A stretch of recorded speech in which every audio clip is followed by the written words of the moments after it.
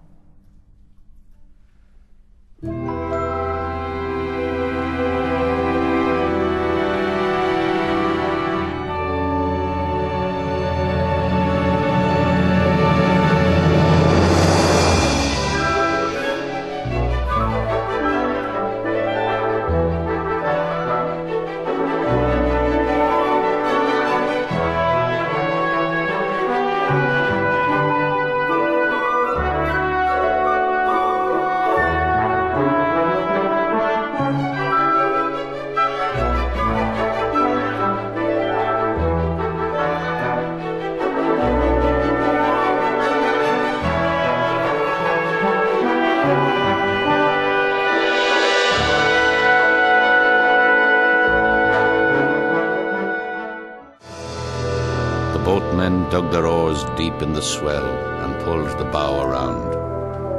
Upon my soul, he'll know his prayers well after a night up there on the cliffs with the screeching birds. It's a different man we'll be collecting then. They waved towards the diminishing black figure who had knelt to pray on the small pier. Just like a stranded cormorant, they chuckled and bent their backs to the oars.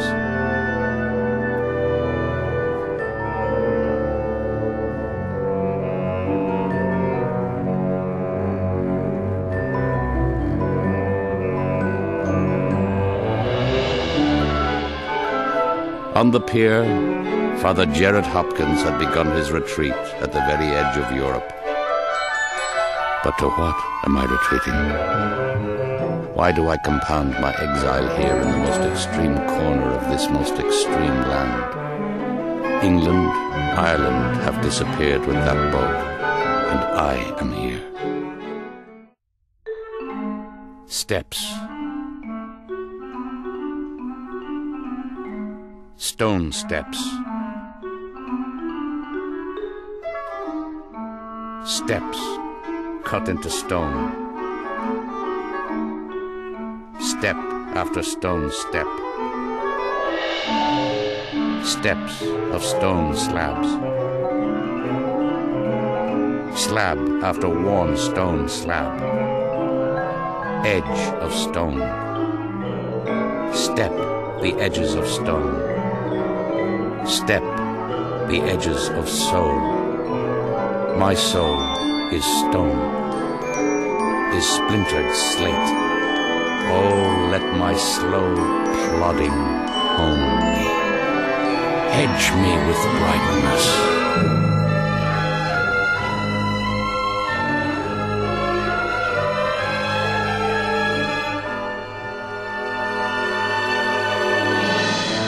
Christ's saddle, he remembered, is the dip between the island's two peaks, just before the final ascent.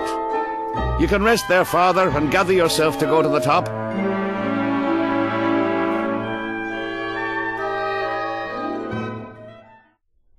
The whole island rose to form a buttress for the last exposed steps to the monastery. Flight, he thought, was the wrong word. Too easy for these hard-hewn stairs that seemed to lead to nowhere but their own sheer infinity, winding through vertical planes where the eye was constantly drawn up or dizzily down. The horizons of every day vanished between firmament and abyss.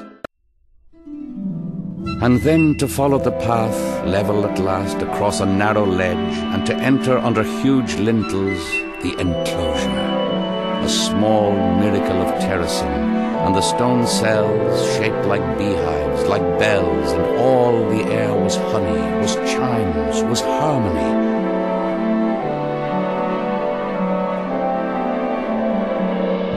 To fall on his knees by the high cross, where the east to west pitch of the oratory encompassed the whole world, while gannets circled widely above silvering seas, and all the spheres meshed, was to rise with the grace of a bird, and to wheel in the infinite circles of God's mind.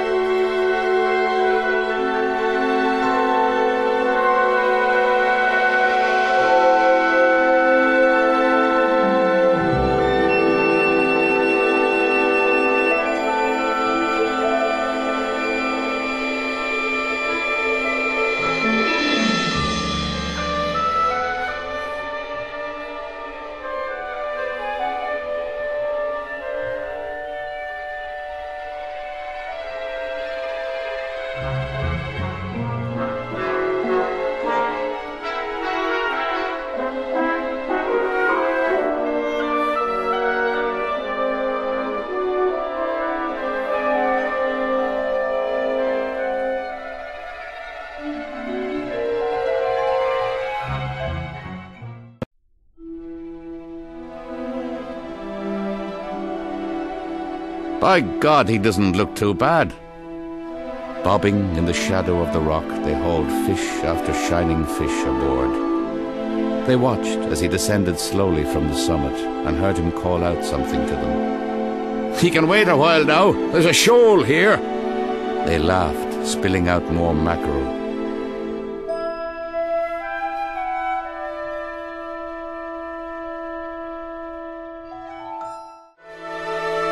But at the pier he waved and smiled as they spun the boat showily alongside.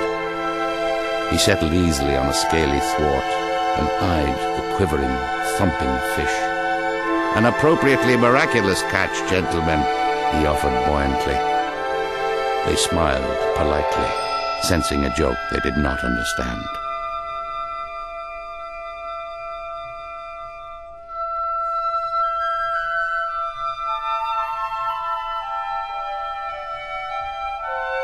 There wasn't much talk as they rode home.